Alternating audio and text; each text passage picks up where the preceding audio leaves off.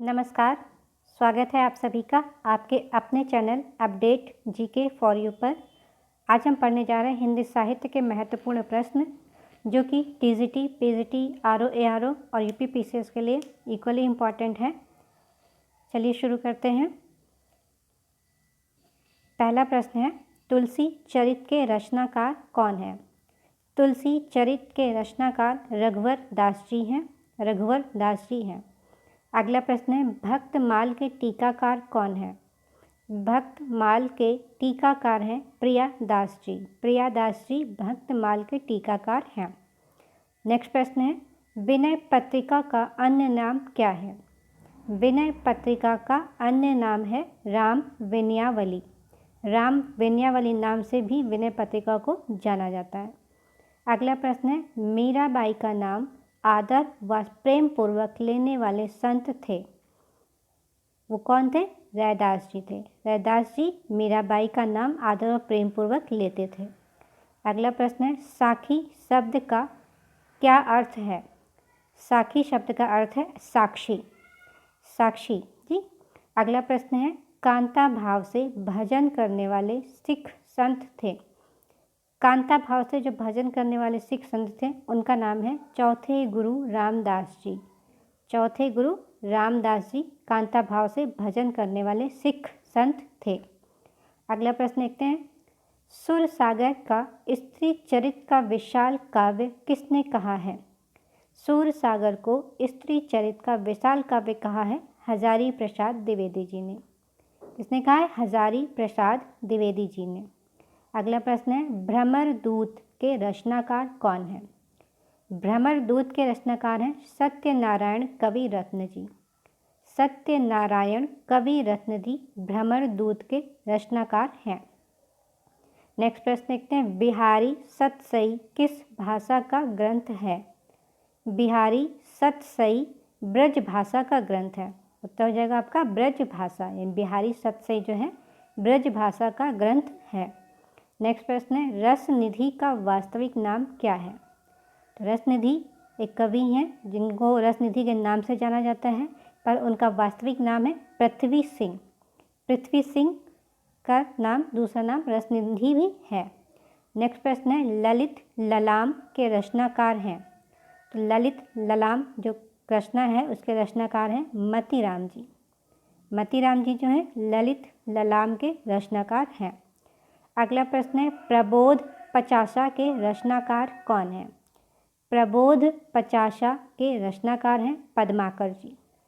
पद्माकर जी प्रबोध पचासा के रचनाकार हैं। अगला प्रश्न है, राधा को रस स्वरूपा किसने कहा है? राधा को रस स्वरूपा कहा है हित हरिवंश जी। हित हरिवंश जी ने राधा को रस स्वरूपा कहा है।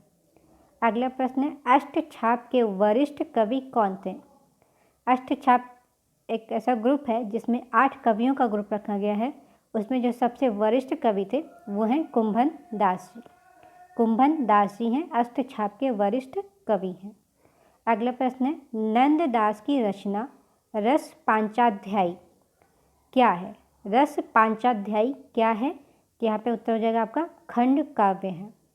यहाँ पे ऐसे भी प्रश्न बन सकता है कि रस पांचाध्यायी के रचनाकार कौन है?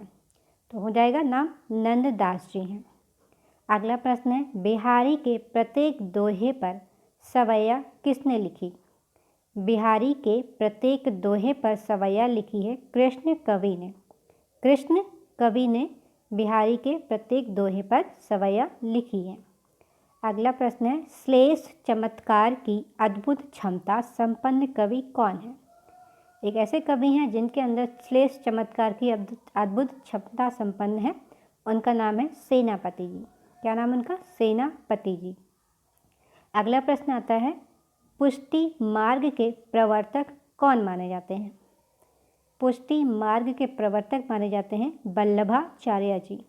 वल्लभाचार्य जी को पुष्टि मार्ग के प्रवर्तक माने जाते हैं।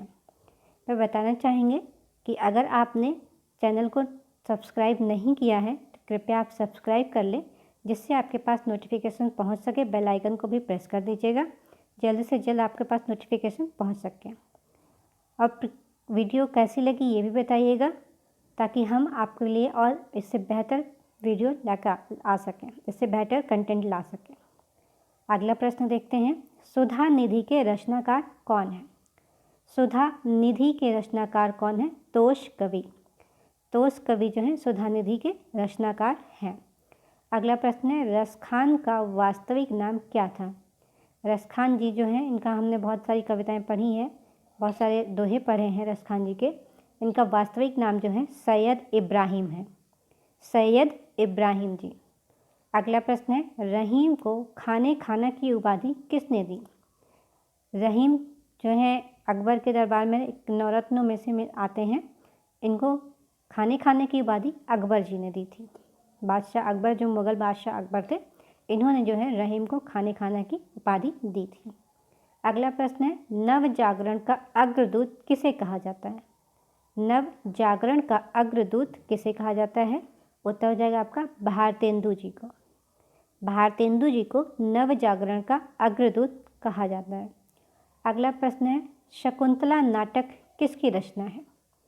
शकुंतला नाटक जो है नेवाज जी की रचना है। किसकी रचना है? नेवाज जी की रचना है।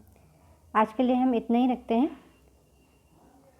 कल फिर मिलेंगे किसी और टॉपिक के साथ में, एक नए टॉपिक के साथ में।